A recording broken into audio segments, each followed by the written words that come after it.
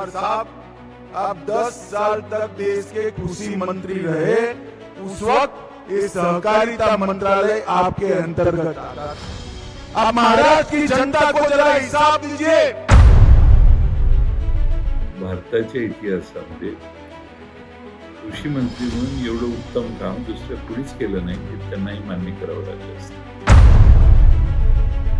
CDC के माध्यम से देश भर के कई चीनी मिलों को, कोऑपरेटिव चीनी मिलों को 10,000 करोड़ का ऋण भी दिया है। इथेनॉल ब्लेंडिंग के माध्यम से चीनी मिलों को हमने फिर से एक बार कमाऊ यूनिट बनाने का काम किया है। मैं आज इस मंच पर आया हूं तब पवार साहब को जरूर पूछना चाहता हूं, पवार साहब आप 10 साल तक देश के कृषि मंत्री रहे। उस वक्त ये सहकारिता मंत्रालय आपके अंतर्गत आता था। आप महाराष्ट्र की जनता को जरा हिसाब दीजिए। महाराष्ट्र के कोऑपरेटिव आंदोलन के लिए पवार साहब आपने क्या किया है? चीनी मिलों के लिए क्या किया है? पैक्स के लिए क्या किया है? किसान के लिए क्या किया है? कोऑपरेटिव के लिए क्या किया है? सिर्फ मार्केटिंग बनकर नेता बनना पर्याप्त नहीं है, जमीन पर काम करना पड़ता है पवार साहब, जमीन पर काम करना पड़ता है। देशाचे नेते शरद पवार साहेब यांनी कृषी मंत्री झाल्यावर काय केलं महाराष्ट्रासाठी आणि देशासाठी असा प्रश्न काल विचारण्यात आला।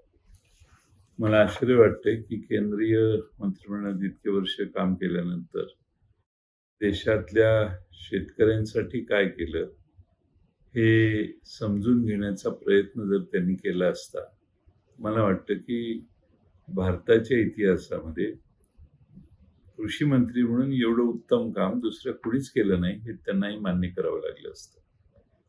ज्या ठिकाणी भारतामध्ये अन्नधान्य उत्पादनात पवार साहेबांच्या 10 वर्षाच्या काळात 60 दशलक्ष टन वाढ झाली। एकेकाळी अन्नधान्याची आयात करणारा देश निर्यात करायला लागला। 2004 साली UPA सरकारने जेव्हा सत्तेत आले त्यावेळी गहू 540 रुपये, तांदूळ 560 रुपये, कापूस 1500 होता। आज हमीभाव गव्हाला 1300 रुपये, तांदळाला 1350 रुपये आणि कापसाला 3500 रुपये तेव्हा घेऊन जाण्याचं काम हे पवार साहेबांनी केलं हे विसरता येणार नाही। वाजपेयींच्या काळातली या आधारभूत किमती वाढण्याची जर आपण यादी बघितली तर तांदूळ 12% वाढ झाली, ज्वारी 22% वाढ झाली, कापूस 10% वाढ आणि सोयाबीनला 11% वाढ त्यांच्या कार्यकाळात झाली। खरं म्हणजे देशांतर्गत धान्य उत्पादनाचा आकडा 2004 सालापर्यंत फक्त 2,210 दशलक्ष टनाचा होता, पण पवार साहेबांनी त्यानंतर 260 दशलक्ष टनाच्या वर हा आकडा नेला। 2013 मध्ये इतिहासात पहिल्यांदाच भारताने तांदूळ 100 दशलक्ष टनाची तांदळाची निर्मिती भारताने केली आणि साऱ्या जगाने तेव्हा त्यांची वाहवा केली। पवार साहेबांनी राष्ट्रीय फळबाग अभियान सुरू केलं, 100% अनुदानाची तरतूद केली। परिणाम झाला की 60 लाख हेक्टर क्षेत्र देशात फळबाग लागवडीखाली आलं। राष्ट्रीय फलोत्पादनाच्या अभियानावर पण गेल्या 8 वर्षात 8,000 कोटी रुपये त्यांच्या काळात खर्च करण्यात आले। त्याचा परिणाम म्हणून आपली देशांतर्गत गरज भागवून देशाला 14,000 कोटी रुपयाचं परकीय चलन मिळायला लागलं। 100% अनुदानावर फळबाग लागवड योजना सुरू झाल्या।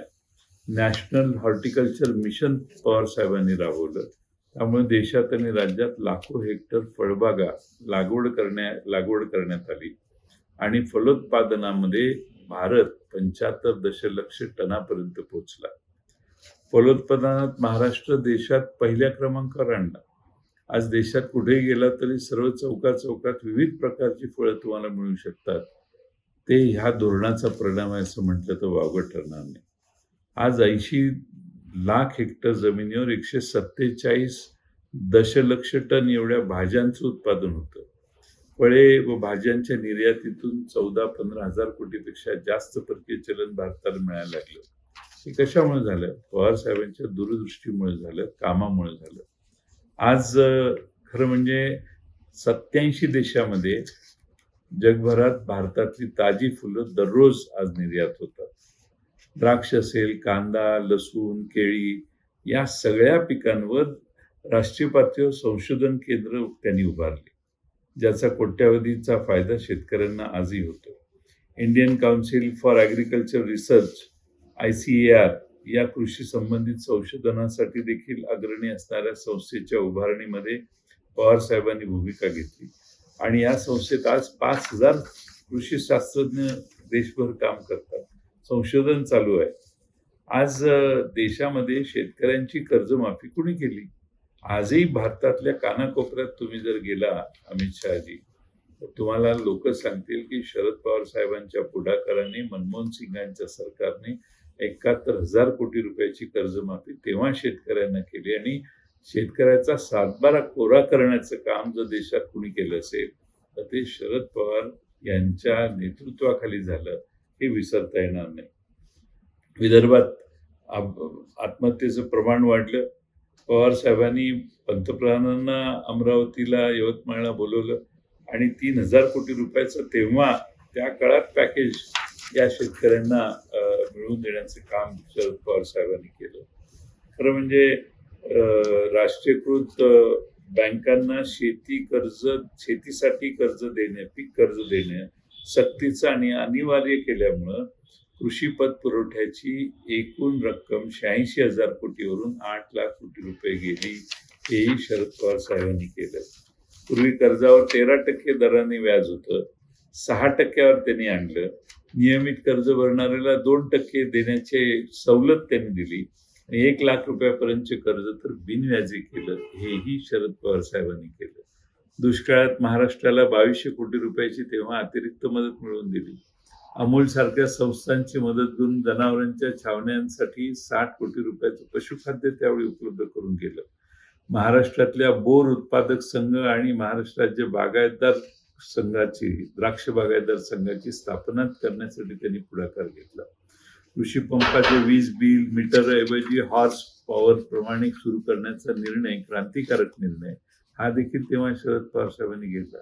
अशा अनेक गोष्टी सांगू शकतो की ज्या महाराष्ट्रातच नाही तर देशातल्या जनतेला लक्षात आहेत की शरद पवार साहेबांच्यामुळे झाल्या.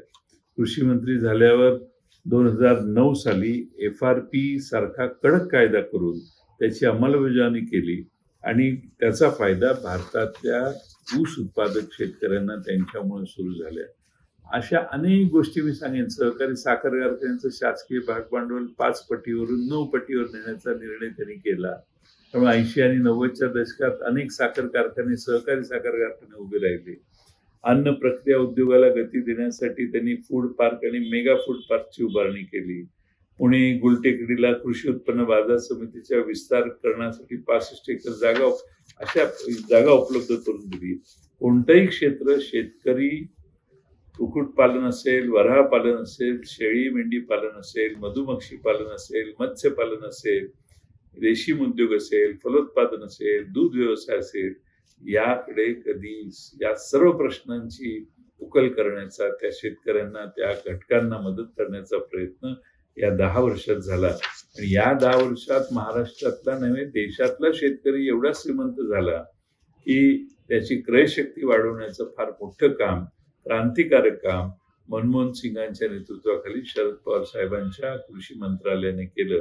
हे आपल्याला विसरता येणार नाही. मी अशी अनेक उदाहरणं देईन. मच्छीमारांच्या विमा संरक्षण सुरू करणं, कोकण समुद्र किनारे घरं बांधणे, काही बऱ्याच गोष्टी मी आपल्याला सांगू शकेन. आणि त्यामुळं वारंवार महाराष्ट्रात येऊन शरद पवार साहेबांनी शेतकऱ्यांसाठी काय केलं हा प्रश्न विचारण्याचं धाडस अमित शहांनी करू नये. कारण शेतकऱ्यांसाठी बरंच काही महाराष्ट्रातल्याच नाही तर भारतातल्या शेतकऱ्यांसाठी त्यांनी केलं. केरळच्या सुपारीपासून ते काश्मीरच्या सफरचंदापर्यंत आणि महाराष्ट्रातल्या प्रत्येक पिकाला मदत करण्याचं काम शरद पवार साहेबांनी केले. त्यामुळे वारंवार शरद पवार साहेबांनी काय केलं हा प्रश्न विचारून महाराष्ट्रातल्या जनतेच्या मनात आणि देशातल्या जनतेच्या मनात शरद पवार साहेबांच्या बद्दल जो आदर आहे त्याला तडा घालण्याचं काम करण्याचा उद्योग कुणी करू नये एवढीच आमची अपेक्षा.